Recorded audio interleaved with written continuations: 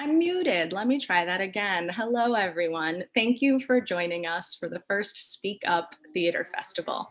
It is important that you are not muted when you want to speak up. I'm Mary Shaw, the director and founder of All the World Wide Web's A Stage. Thank you for supporting us, and thank you for supporting live theater in this safe way. What you're about to see is some of the most honest and brave work I've ever been a part of.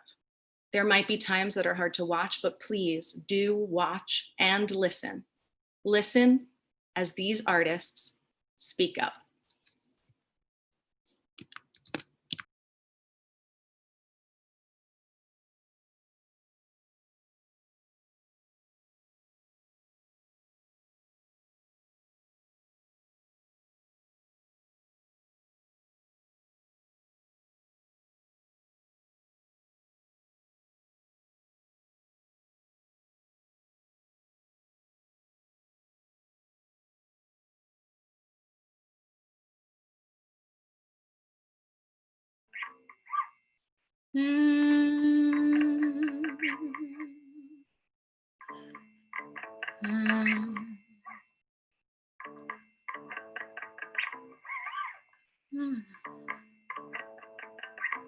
Can we quarantine the hate?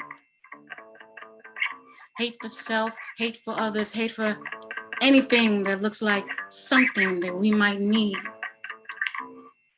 Yes. Quarantine the fear surrounding distribution of essential resources, access to healthcare, opportunity to walk the earth and sample its greatness. Quarantine the belief that my body has less right to ventilate, that it can use itself up in your service, but wait at the back of the line to be seen as worthy of care. Quarantine. Quarantine the obsession with death, the stacks of assault rifle mines being sold, the fearmonger, the hate speech, the hate idolatry, towering over trees of life while people scurry and starve over ground full of seeds. Quarantine. Quarantine the need to control, to keep systems in place that maintain the status quo rather than heal it. Allow love to make a way, to find solutions to problems that have yet to be solved, to be left on the back burner, to be charred and scarred. Like thoughts ripped from wombs to work fields for no pay, then thrown out in the wilderness to find their own way. Quarantine that. And maybe then the miracle can take set, when the mastery, alchemy of love's teachings can erase the lack of depth of thought concerning our fellow woman and man. For those left behind to do what they can, because your half concern cannot sustain a full life, right? Right.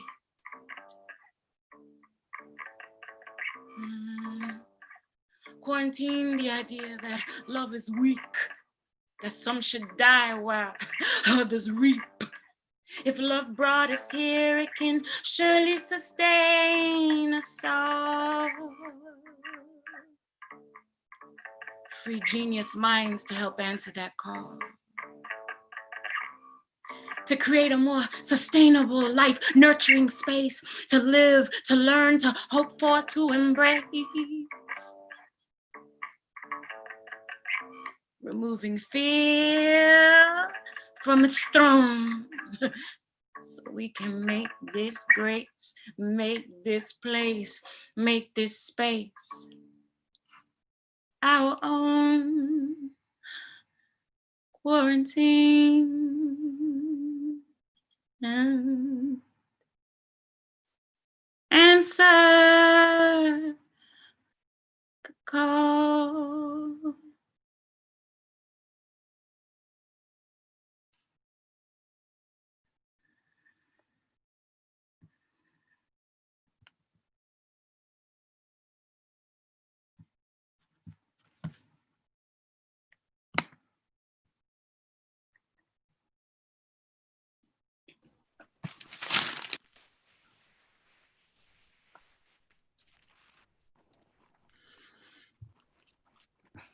Where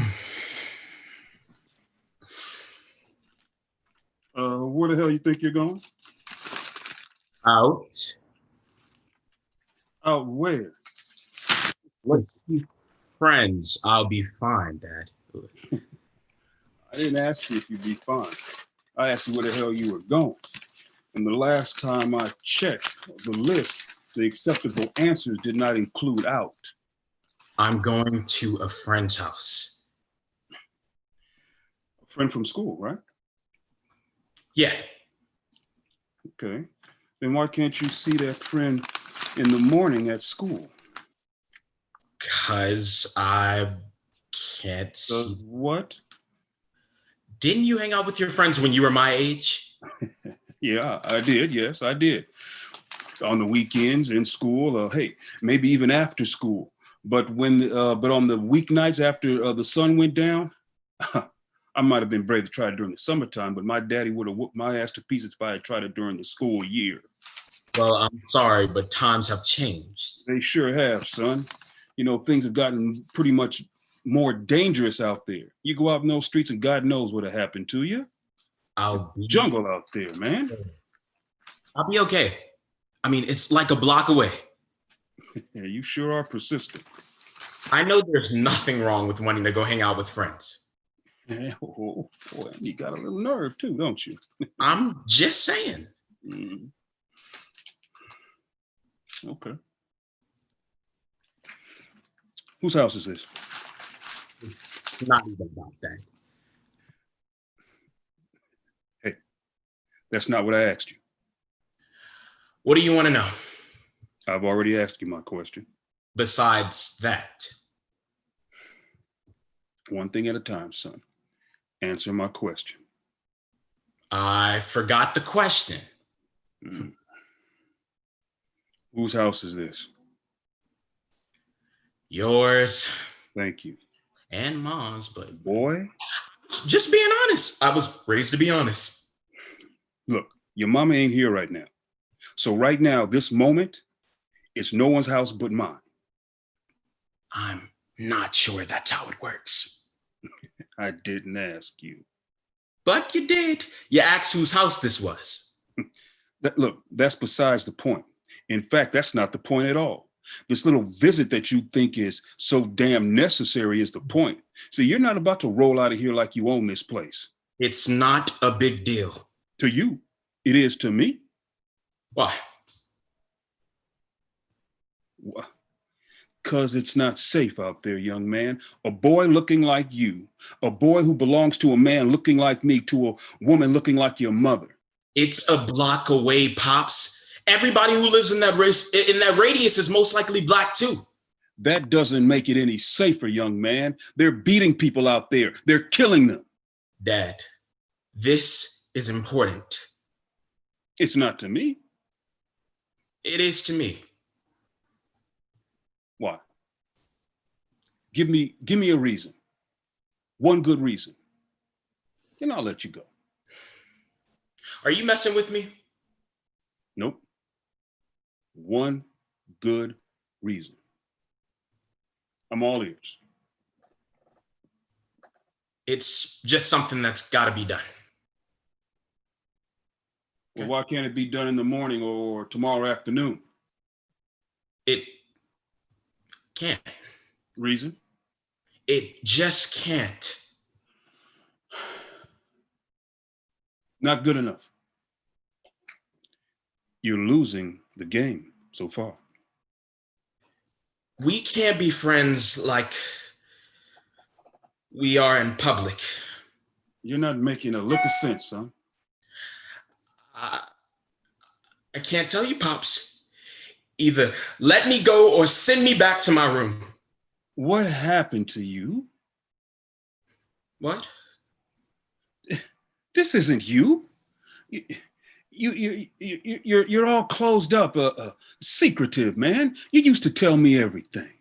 I'm not a kid anymore. Well, that doesn't mean you got to be a monk and stay and not say anything. You wouldn't understand. Well, why don't you try me?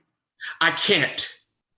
Oh, that's crazy. Look, I've been through all this. Dad, Please. Wait, how can you be so sure? If you're gonna have it be more confusing than it already is, trust me. I can't trust you if you're going to lie to me. I'm not lying.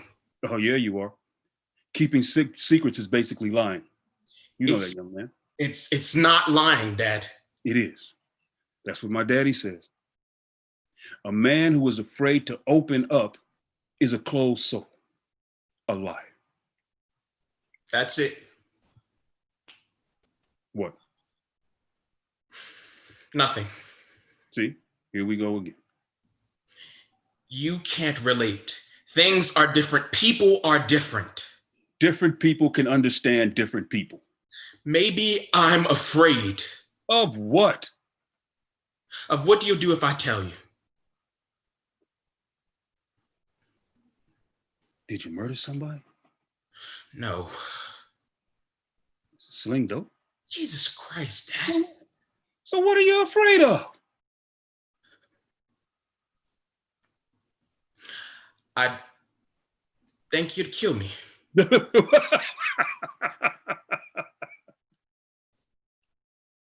Come on. Don't ever say that. You asked. Look, I've never laid a hand on you. I know. I've never even threatened you. I know. It's uncomfortable. There's no one here but us.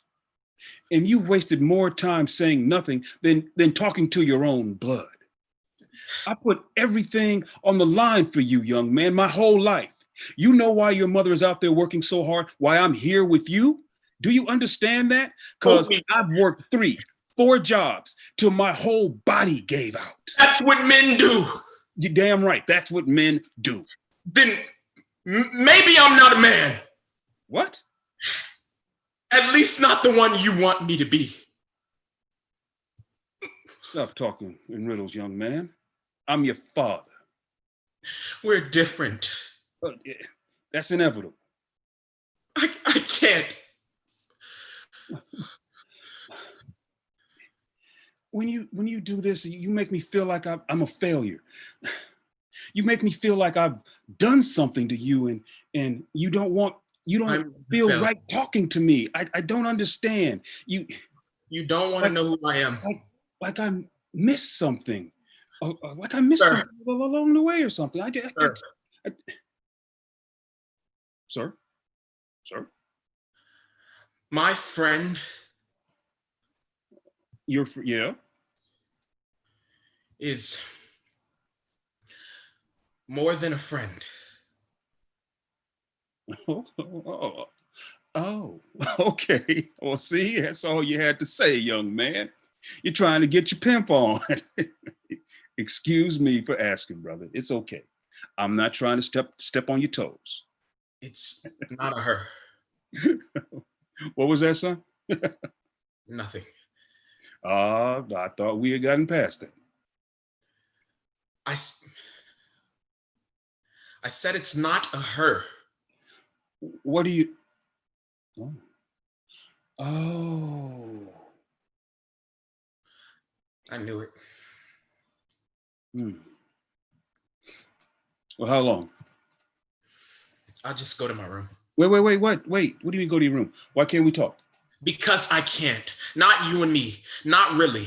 Why not? You won't understand. There's no way. You tell me about your father and his father before him as if they were these untouchable superheroes I need to strive to be like. Those are stories. Do the same thing about yourself. It's all about how hard you work, how strong you are, the things you do. That's not me. That doesn't mean that you're not worth it, son. I can't be your football star. I can't even be seen in the hallway with the guy that I love.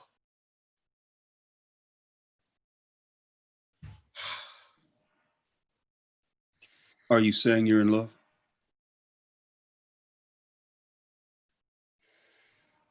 Yes. Well, I'm in love.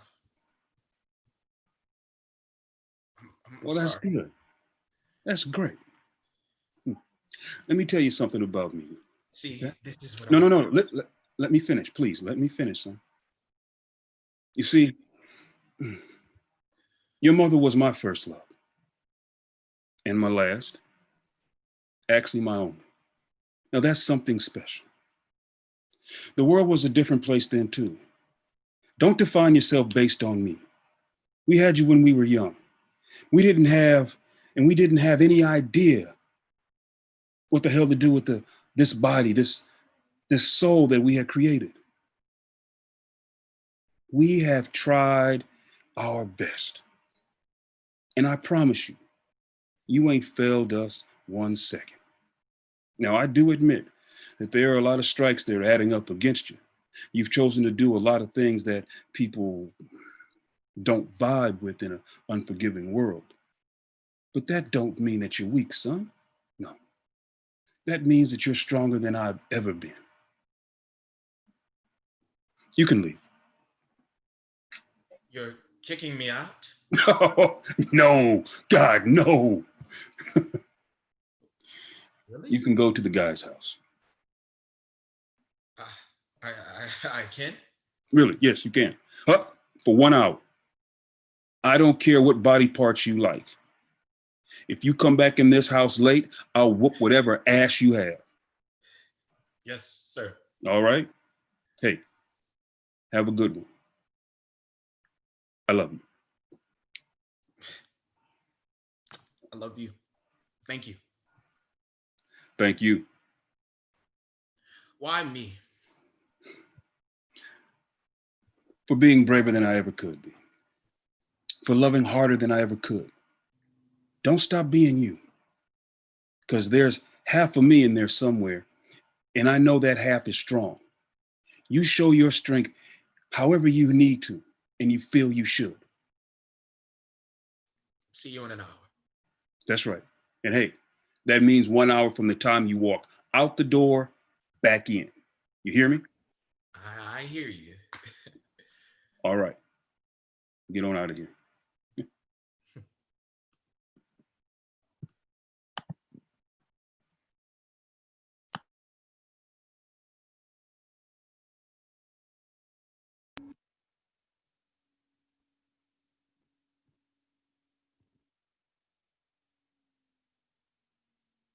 It's easy to say this won't happen to you, this doesn't affect you, until it does. Will you be brave enough to speak up then? The only thing necessary for the triumph of evil is for good people to do nothing. So do something, say something, sing, shout, defy, resist. Do not be silent. Do not be silenced. Raise your voice. Be brave enough to speak up now, before it's too late.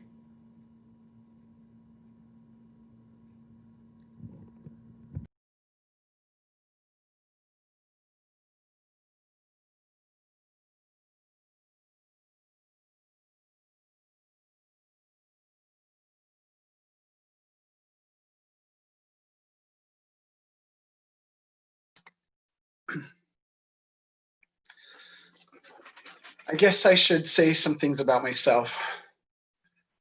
I'm October Michael Glantz, Toby, if you will. And when I was 8 years old, I realized that I love Jesus. It was Sunday school, and Sister Firth asked us if we knew who our older brother was. And I'm an only child, which I know is strange for a Mormon kid. But my parents were converts, so they weren't raised that way. And anyway, one of the crusty-nosed little Spears kids raised his hand and said, Jesse, which was true for the 9 or however many Spears kids that Jesse was the older sibling to. But I didn't have any older siblings, so I knew that Sister Firth was asking for something a little less literal. Little less literal. Little less literal. A little less lyrical, literal riddle. Sorry, verbophile. Anyway, we were obviously talking about Jesus, so I said it, Jesus. And Sister Firth just beamed at me. I mean, probably, I was 8, and who remembers facial expressions from when they were 8? But what's important is what's coming next, because Sister Firth asked me how Jesus felt about me. And now, if I had actually had any older siblings, my answer might have been different, but I don't. And so I imagined at the time that older brothers are just full of love for their siblings, which is what I said to her about Jesus' feelings for me. Jesus loves me. This I know. And then it happened. I felt it. It's what we call the Holy Ghost. And I know other religions probably have a different name for it, but I don't belong to those. But it's this tingling feeling, this effervescence in the parts of me that feel like my soul, my heart, my mind, whatever. I know that this sounds just plain dumb to some of you. And I know that science has isolated the part of the brain that is responsible for what people describe as a religious experience. But that doesn't mean that God doesn't use that part of the brain to communicate with his children. What am I talking about? What I'm talking about is the fact that starting at the age of 8, I began to feel the Spirit of God in my life every time I spoke gospel truths. Jesus loves me, and I love him. And there's that burn. I realized that I love men when I was 12. Specifically on the way to PE, I was walking behind Jaron Cooper, who was a year older and who was wearing cargo shorts that day and who had the best calves. They were like full-grown cows, really, not even calves. And I was just walking behind him and basically following him to the locker room. And you know how calves are the best when they're walking, just like pistons, just like up and down and taut and loose. And, and I just had this thought. I want to have sex with those legs. Not that I had ever had sex with anything or anyone. I mean, I knew where babies come from, which, and I knew a little bit about masturbation from what I had learned in pre-algebra. Not on the curriculum, but from this kid Jarvis who would always talk about it with the kid behind me. And so I probably didn't really want to have sex with just a pair of disembodied legs. Not that that's even possible. Don't Google that. We're just going to assume that's possible. And now, what am I talking about? Again. Oh, yeah.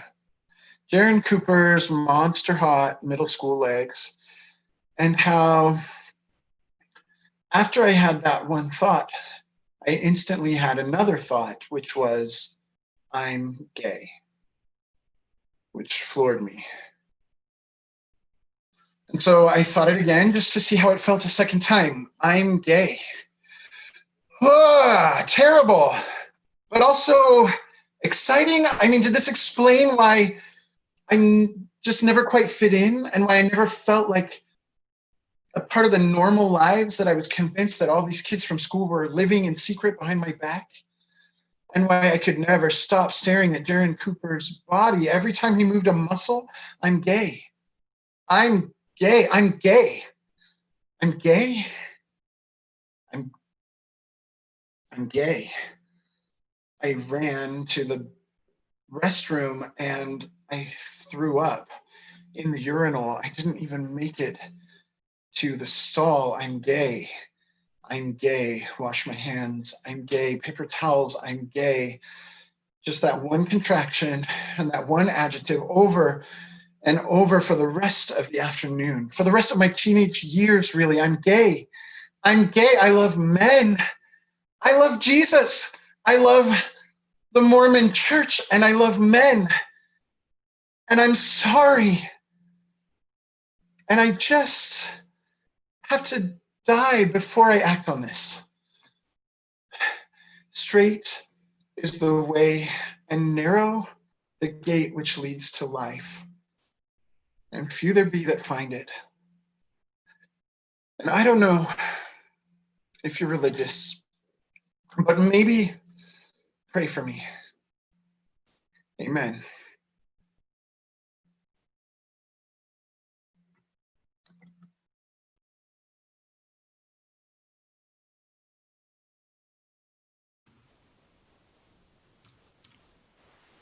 Everything I do is crack.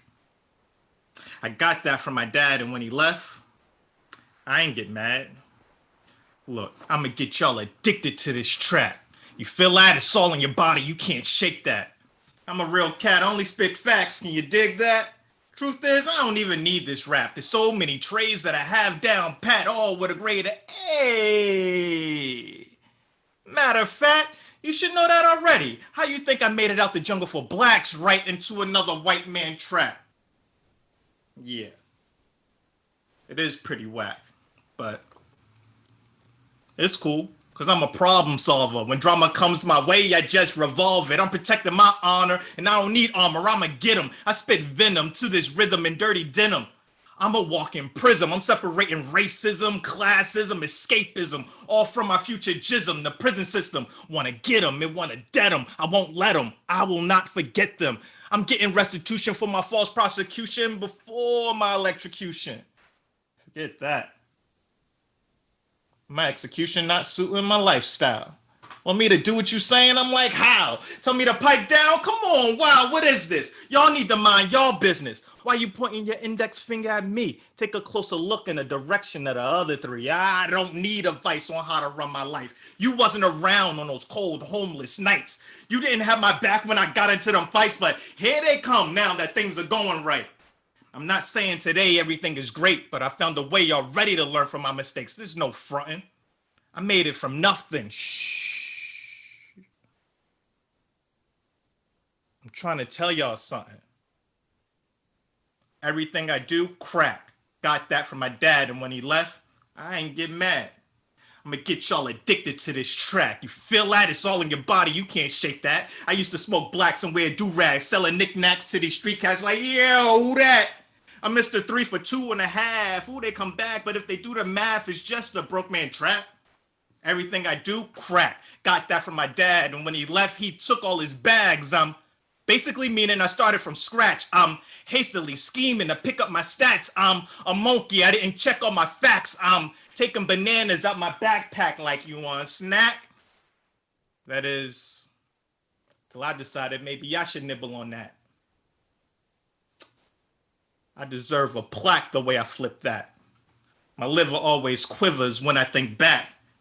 You want to hear some more? Shit, sit back, because I'm going to get them. I'm choosing to make moves, and I'm done snoozing and losing. So tell me who's in and who's out. Because once I make it away from your doubt, I don't want to hear your mouth. I'm making my way out any way that pays out so I can lay out.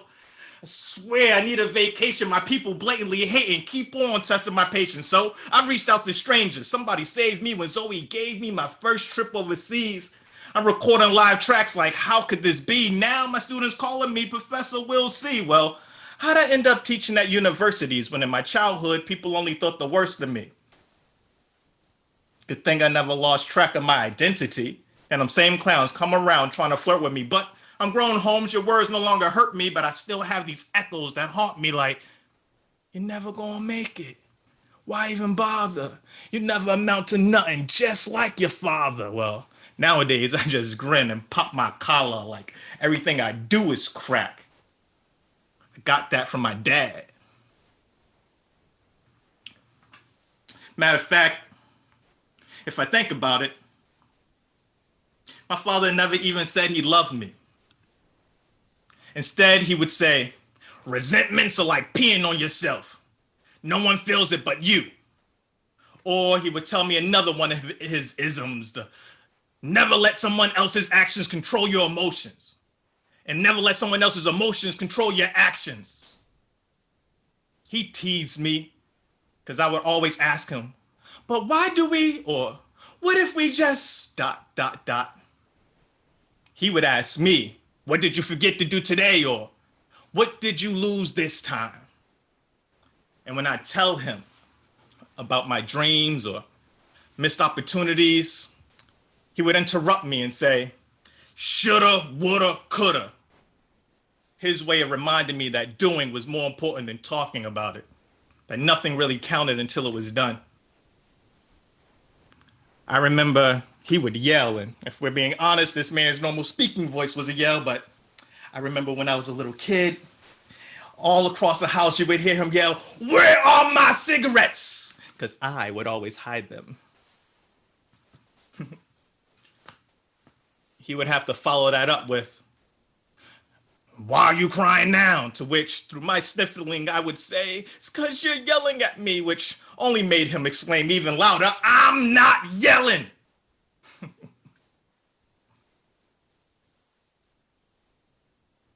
My father never told me he loved me. But he did stop smoking. He took me with him to his AA meetings and shared stories. He proudly introduced me as his youngest son and told stories he hoped I'd never have to experience firsthand. I always felt uncomfortable in those meetings, but I listened to the stories, his and everyone else's. I was studying a blueprint I wouldn't know would come in handy one day. My father would always say, when you have problems, share them, but preferably with strangers. Go around the table and have everyone share their problems. And by the time it gets back to you, you want to take your problems right back. He taught me multiple steps in life. Take them one day at a time. And he also taught me the serenity prayer. God, grant me the serenity to accept the things I cannot change, the courage to change the things that I can, and the wisdom to know the difference. But he also taught me that the serenity prayer didn't end there. It continues. Living one day at a time, enjoying one moment at a time, accepting hardship as the pathway to peace, taking as he did this sinful world as it is, not how I would have it, trusting that he would make all things right if I surrendered to his will, that I would be reasonably happy in this life and supremely happy with him forever and the next. Amen. But really, my favorite part of those meetings was the car rides, the getting there and the going back home. He drove too fast and he had to hit the brakes too abruptly, and he would just reach his right hand across my chest and press me back into the passenger seat before I even had a chance to move an inch. My father never told me he loved me, but he would say, the apple doesn't fall too far from the tree. He would stand and take bows after my performances as if he actually did them.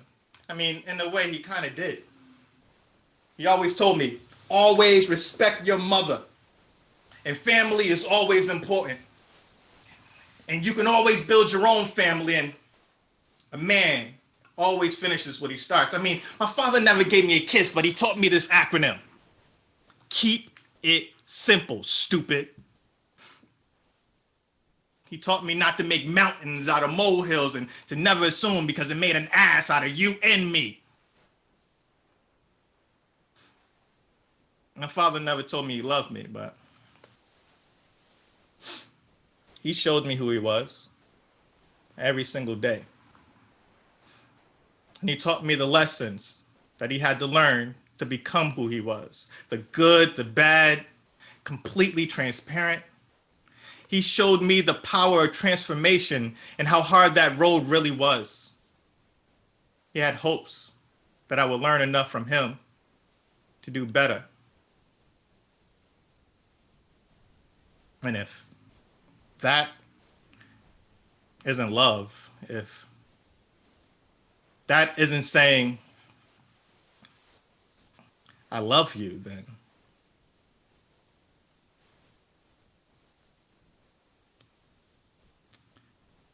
I don't know what is.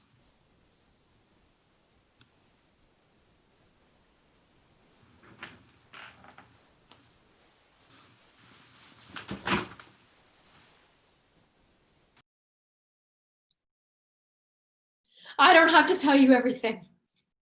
Okay? I do not have to explain this to you. You might like thinking of yourself as the safeguard to everything that exists about me, but you really didn't see this coming. And oh, this is not a phase. This is not something that I'm doing because I have a lot of liberal friends. This is something that I've been sitting on, crushing, really, for a long time, Derek. And if we were as close as you say that we were, how come you never saw this coming? No, I told you, Derek. I told you. Jesus Christ, I wanted to be you. I stole your clothes. When you left for college, I had half of your t-shirts. And when you started playing football, I played soccer because you know what? They don't have football for people with vaginas, Derek. And now my voice, my fucking voice gives me dysphoria. Every time I hear it, I think to myself, that's not what I'm supposed to sound like. So 2 years ago,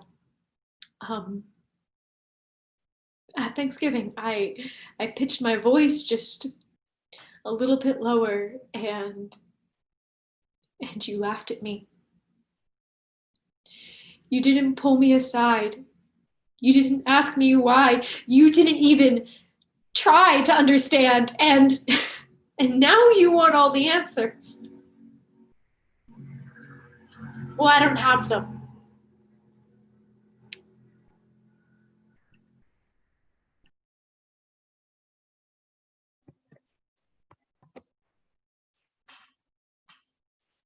I used to be a server and a bartender at an old divey-ish pub in Oakland. And at this divey-ish pub, we had a lot of regulars, all lovely people, except Ken. Ken was this older man with a puffy face that started out white but got more and more red the longer he drank. Ken was, well, a whole hell of a lot of things, but Ken's main defining feature was that he was an asshole. Like, for example, he would order a double shot of vodka, a side of grapefruit juice, and a glass of ice, and would then proceed to mix his own greyhounds at the table. Yeah, because it was $1 cheaper. He would also do this thing where he would get your attention by snapping at you, like literally snapping at you, and then pointing like this. Yeah, like you were a dog. So then you'd come over and he'd say, "Get me a bowl of chili, onions and tomatoes on the side, no sour cream, extra chips, extra cheese." No, please. No, thank you. His bill would always be less than $20. He'd tip you $2, and he'd sit in your section for 5 hours. So yeah, total asshole. And this was my life, serving this man, serving lots of men. But of course, there's one day in particular that stands out. Every server and bartender knows this day, the day you unleash on someone. Too many assholes, too many folks trying to drink underage, throwing up in the bathroom, too many Kens. I had already served beetroot turnip-faced motherfucker his stupid, stupid chili, and he was 1 table mixed greyhound in when I noticed him staring at my face with a perplexed look. Look number 1. The perplexed look. A mixture of confusion, uncertainty, maybe a little indifference, like trying to figure out if I'm gum or dog shit on his shoe. It shifted to the rest of me, up and down my body, like he was trying to figure out some puzzle, some mystery. And I walk over, like, why the fuck are you staring at me? And he says, you're a,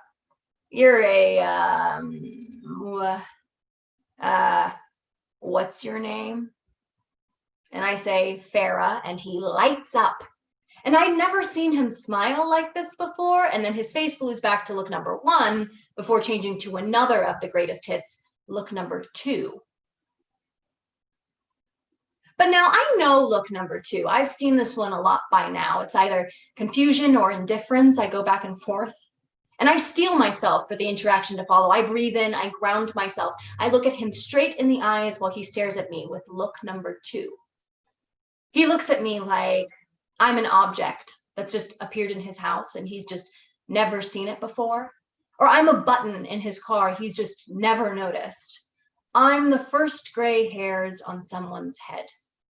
Confusion, interest, but ultimately it's a look that says, well, this is inconvenient. And I see him trying to figure out how to say it, what he wants to ask so very badly. And suddenly he blurts out, what are you? And now every interaction that I had had with this man previously made sense all of a sudden, like a flash of light out of the blue. Because we swallow shit on a daily basis to the point where it's almost unnoticeable to us sometimes. And it's certainly unnoticeable to other people. You're raised with it.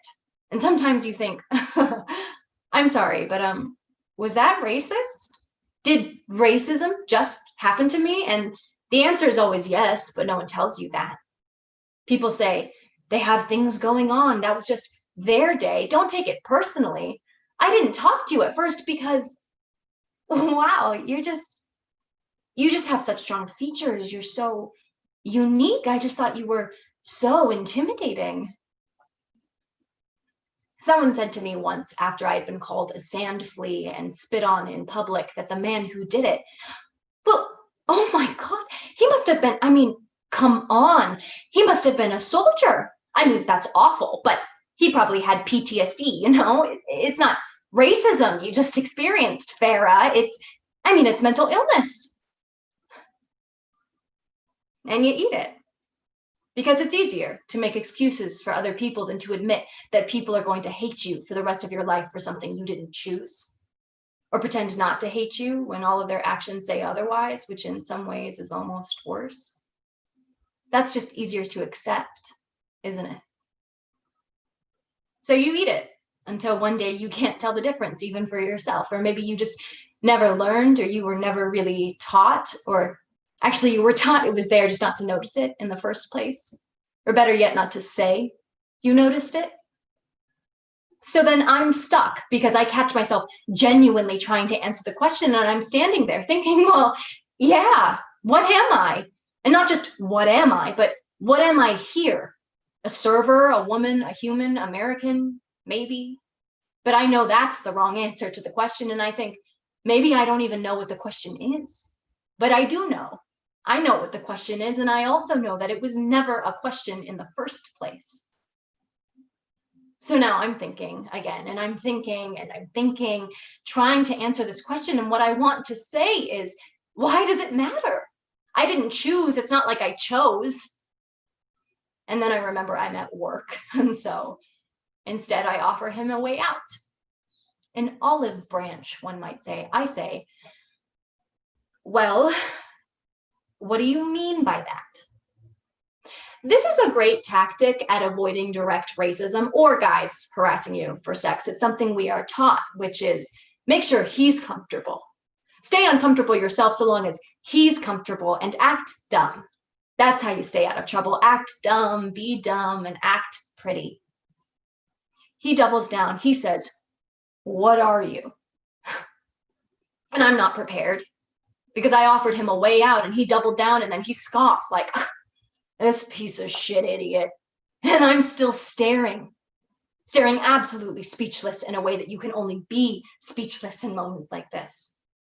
I pick my jaw up off the floor, and he stares at me while I gather myself. We have hit an impasse. He's gone too far and he knows it because he can finally see on some level I'm uncomfortable. He reroutes. Where are you from?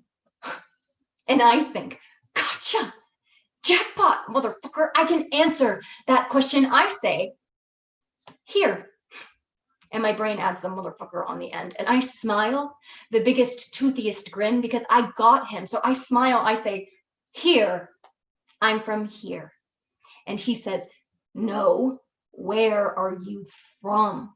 And I laugh out loud and I say, here, I'm from here. And his face gets red and he says, no, where are your parents from? And I say, here. My mom is from here. She is blonde and blue-eyed and she's white like you. My mom is Irish and Czechoslovakian, and I can still say that because her family immigrated here so long ago that Czechoslovakia was still one country, motherfucker. So now he's stunned, and I'm looking at him in all my glory, and he says, well, where's your father from? Or do you have a different word for... Oh, you're an American, right? So where's your father from? And every bullshit conversation I have ever had like this in the past comes flooding back right up here. And I want to stand up on a table and say, my father is from Pakistan. And he moved here to give me a better life. And my family is Muslim. And I grew up reading the Quran and eating curry. And I love my family. And I love my father. I love my father so much. How dare you put his name in your mouth? I love him for being brave and for teaching me to be brave and for teaching me to be strong. But I realize that I am not strong. I cannot always be strong, even if I am always angry. Because strength costs. Because I grew up being groped by TSA agents, getting beaten up in elementary school, seeing my father after strangers threw rocks at him while he was walking home. And I would love to say that these experiences made me strong. And they have. In some ways they have. I'm here right now saying these things to you, right?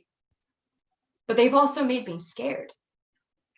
They've cost something irretrievable. The cost, the price you ask, the proof, the tangible proof that I can point to. Hating my nose, my face, my skin, my eyebrows, my hair, my culture, my family. Showing up to Eid in American clothing because I just couldn't. The bruises, the black eyes, the looking over my shoulder every day until I die. That I disconnected myself from my own identity, the man that is prejudiced against me for having.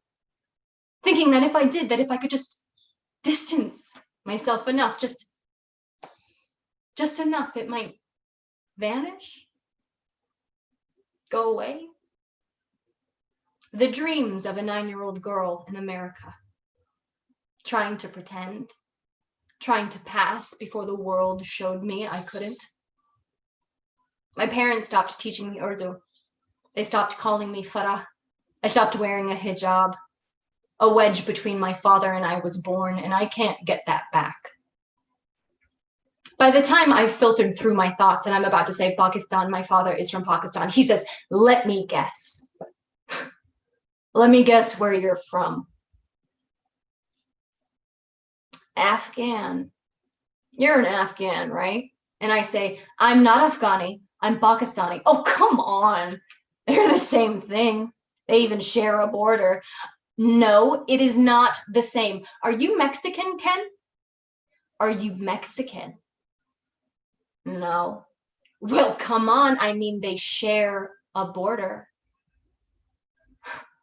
And we stare at each other because now somehow I've fucked up. I had the audacity to fuck up. I know the code. I walk away. He grabs my arm. Get me another shot of grapefruit. Okay, Farrah Fawcett. He lets it go. That's not my name. There's only one R, F-A-R-A-H, one R, not two. Whatever you say, Farrah Fawcett with one R. I walk away. I walk away, and I make drinks, and I make drinks, and I think, and I think, and I think. Those are not the same. For so many reasons, they aren't the same. And then I'm thinking about my name and how my family named me Farah, but knew that people could call me Farah because of Sarah, because yay, Bible name, so I could fit in easier. But Farah with 2 R's was never part of the equation. Farah with 2 R's is not from where I'm from. It was stolen and changed, and I don't want this name anymore, because when we break it down, of course, I disconnected myself from myself. My parents were doing it for me before I was even born. They gave me the name of a Trojan horse. They gave me a name that spells assimilate to survive with 1 R.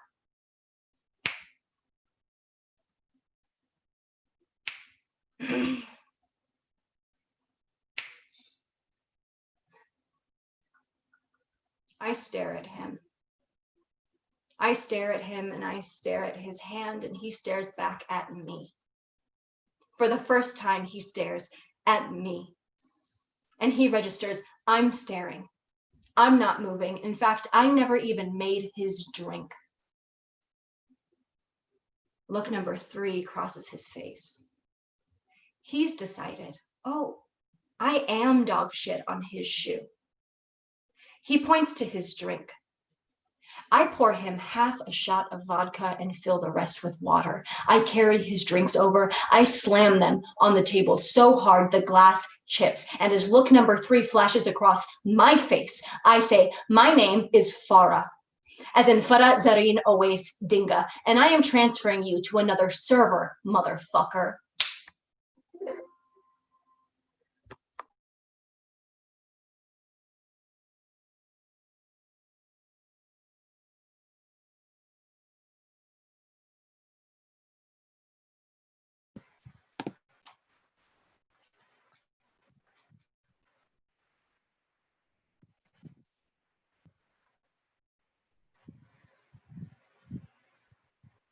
I made this as a joke for a friend, but I couldn't give it to her. To be honest, and as embarrassing as this is to admit, we slept together. But not like that. I could never, would never. Where would I even put my... I mean, I don't have physical relationships with inanimate objects. Except for one. Over and over and over. Of course, I am far more sophisticated than he. I mean, it is. It is only a pillow after all. But I feel no shame in putting that aside for a few moments of solace together. Quieting thoughts, sipping my tea, with no expectation of who or what the other is supposed to be. It's not that I would rather spend time with this pillow than with members of my own community. Of course, keeping company with like-minded individuals would bring far more stimulating conversation. But his standards are so low. He doesn't pressure me in how I choose to express myself or mind that I've got a few extra pounds or that I choose to keep my body hair. And not once have I heard him proclaim the gay man's mantra of online dating: no fatties, no blacks, hung guys only. Because he's a pillow. But the real benefit of having him here is that he listens and won't interrupt. Because he doesn't have a head. Something I have heard on occasion from others about me. He doesn't hide pain behind self-deprecating humor or sneak out in the night like a one-night stand or skip brunch in bed with me the next day. And I've never heard him complain when I cry myself to sleep on his shoulder. Honestly, he's been there for me more than any pillow ever has. And so here I sit, laying on the shoulder of a pillow, contemplating life. The pillow in all his fluffy glory. And me in mine.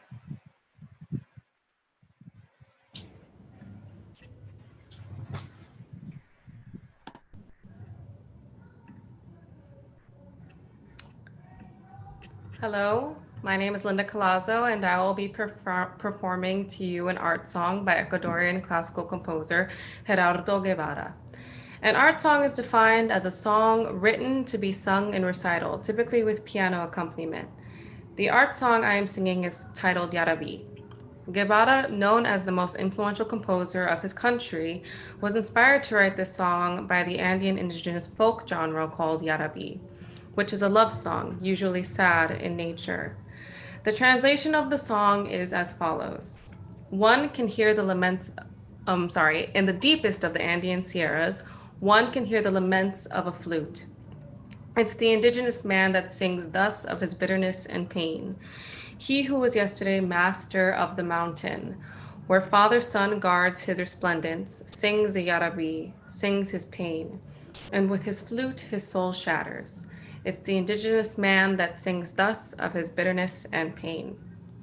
I hope this song touches you as much as it has touched me, as a Latina American who is half Ecuadorian and half Puerto Rican. Getting to sing a piece of music written by an indigenous composer of color from where my mother and her family are from is very refreshing, inspiring, and makes me feel seen and included in the classical music industry. I sing this in hopes that the classical music industry continues to strive for diversity in their musical canon.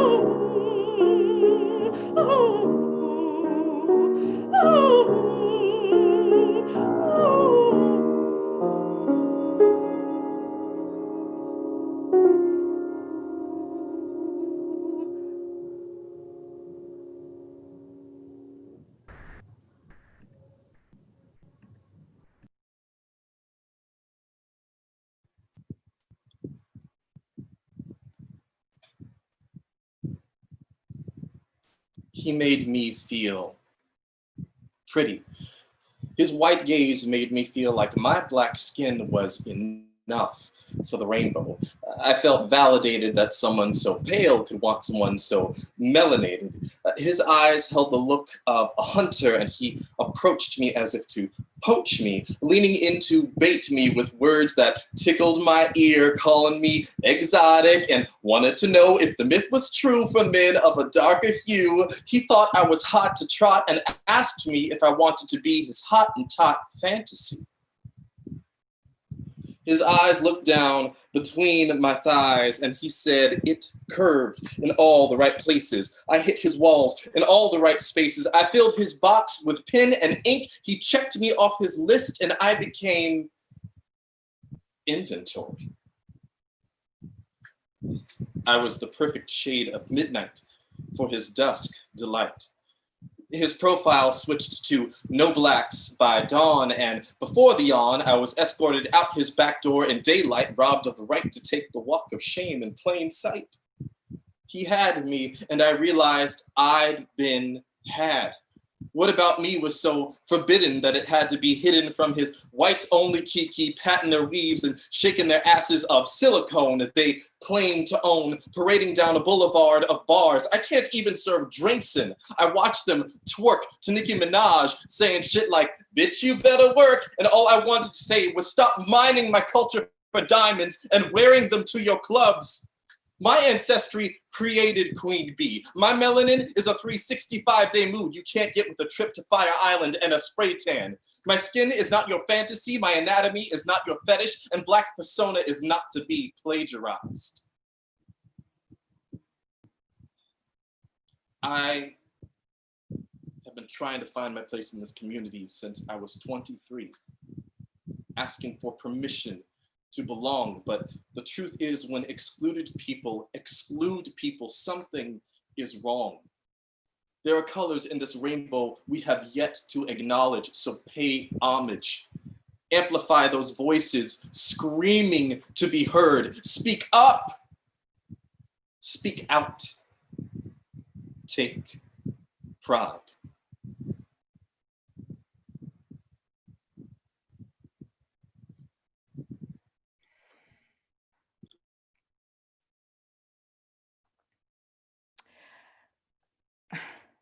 I don't need your apologies, your sympathy, your blanketed apathetic enthusiasm, your whitewashed empathies, your muted elusive viewpoint of my plight, your misguided interpretations of how to fight my fight or make a stand for my cause.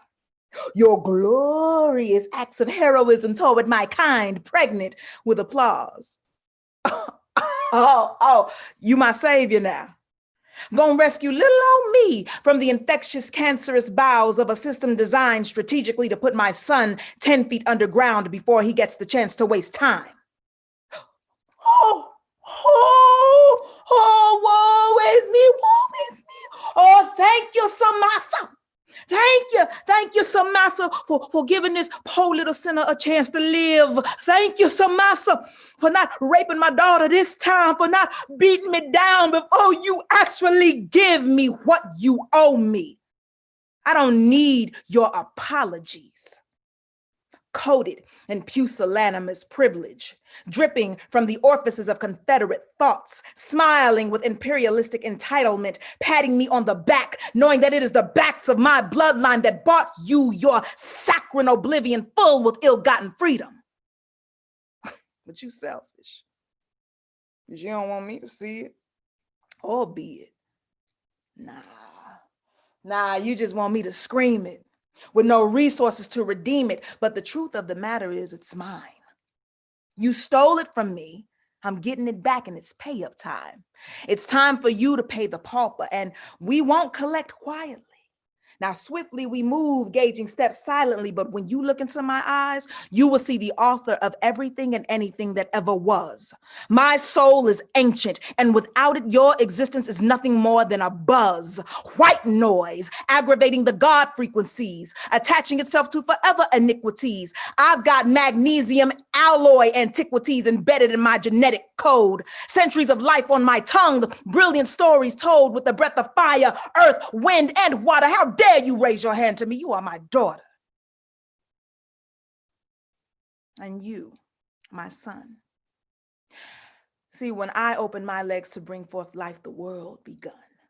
So miss me with your diluted, convoluted understanding of why I won't stand for, oh, say, can you see, or place my hand on my heart and pledge allegiance to a republic who won't even stand for me. Miss me.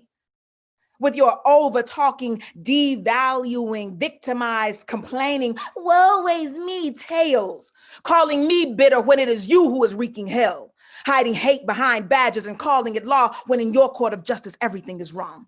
In your court of justice, your disdain for me is strong. In your court of justice, I don't live long. So this Bohemian's Rhapsody is not full of love. This is a requiem of war. This is the calm before the storm. See, this is the emergency service call, letting you know that you have been, you were, and you are being warned. So there are no need for pleasantries. You are Sambo in whiteface effigies, and I am the Mississippi goddamn. Letting you know, I don't need your apologies. Give me what you owe me.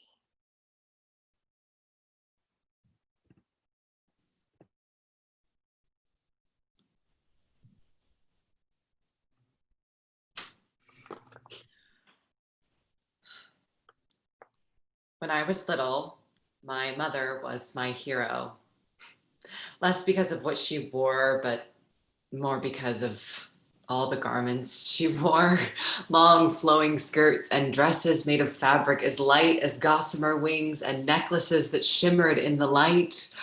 I admired the rings of turquoise and silver stacked on her long fingers. When she carefully selected pale pink nail polish at the drugstore, I begged her to paint my nails like hers. She refused, hissing in hushed tones so as to not draw attention from other customers, walking toward the registers at a steady clip, her angry shoulders commanding me to follow. When my parents weren't home, I'd sneak into her closet and slip into her high heels, hoping the shoes would magically make me glide across the floor, making the smallest of sounds. Instead, I sounded like a monster, clomp, clomp, clomping, unsteady, unsure. I wasn't a princess, I was Godzilla.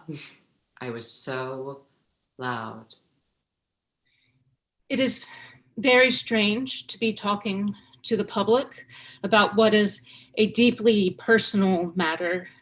To be standing in front of City Hall and in front of a camera talking about my child. I tried so hard to be good for my parents. I said please and thank you. I cleaned my plate even when it had Brussels sprouts.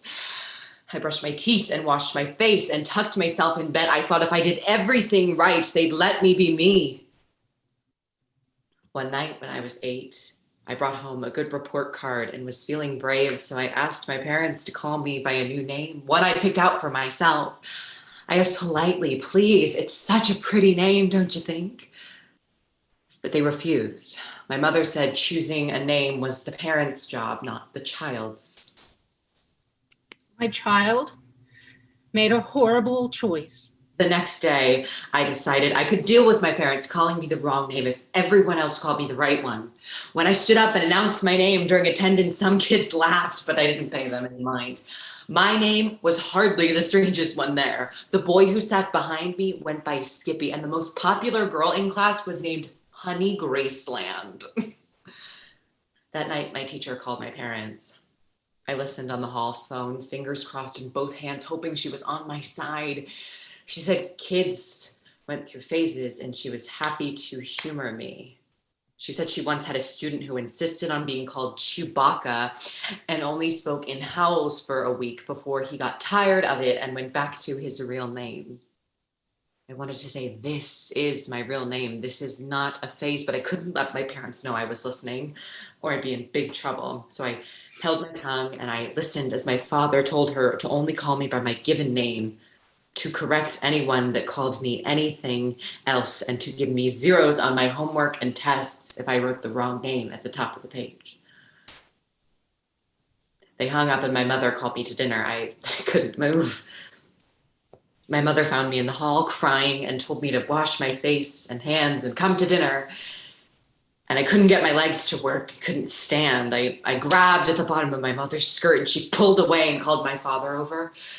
He told me to stop crying. He told me it was time to grow up. I said, if grown-ups could do whatever they wanted, why couldn't I? It wasn't fair. He said, life isn't fair. My mother asked me what my name was. I told her, She shook her head and asked me again. I told her again. My father said I was being too loud, and he sent me to my room because children should be seen and not heard. And then I was quiet. And that's when I started drawing. I grabbed scratch paper at school and at the library, and I drew pictures of a girl who looked like how I felt on the inside, no matter what she wore, a beautiful dress, a funky shirt, or just jeans and a t-shirt. That girl was beautiful because she was happy. And she was happy because she was able to live her life the way she wanted.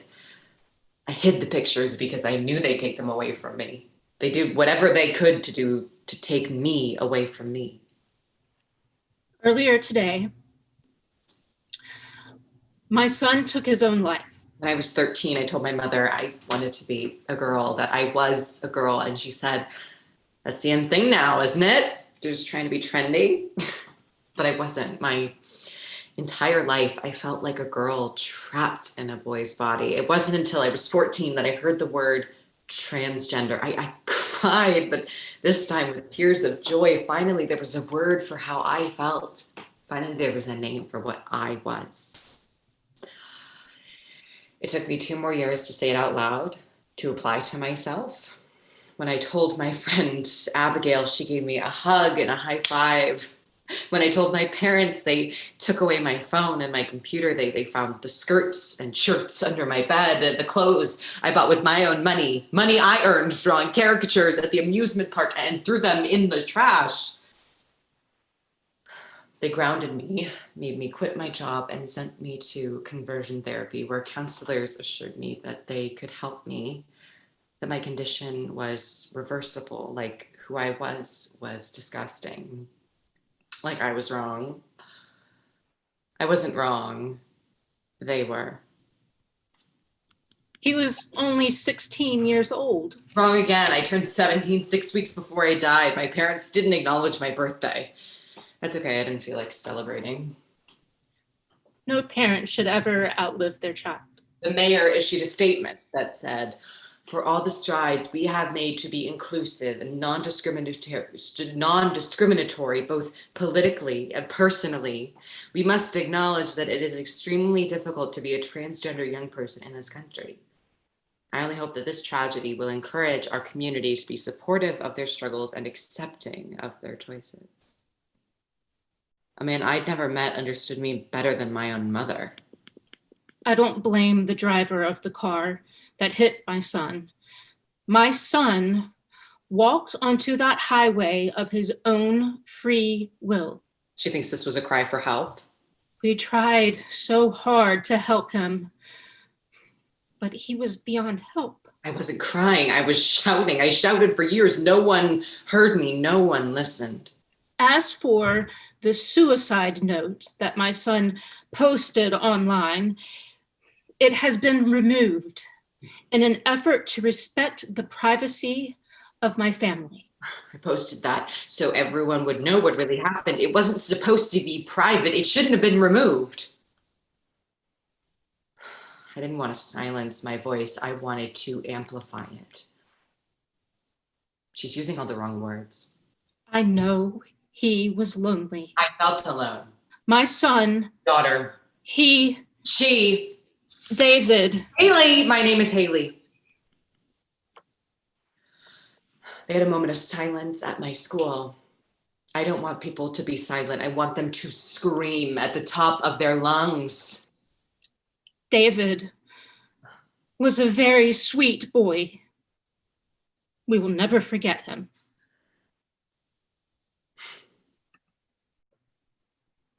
My parents put the wrong name on my gravestone. They don't visit it very often. That's okay, neither do I. A year after I died, thanks to friends and perfect strangers, the city put a sign for me on the highway, a memorial. They used the right name.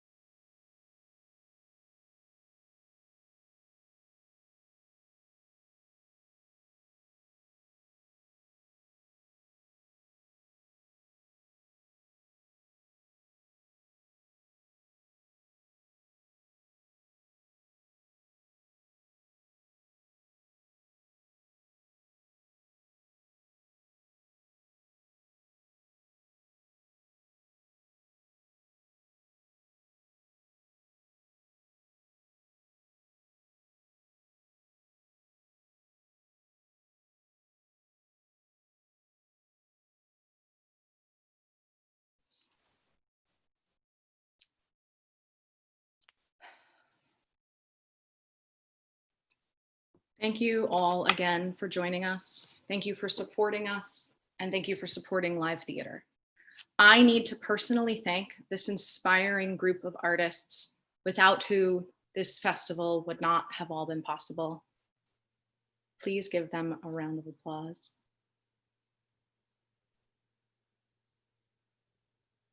We hope we inspired you.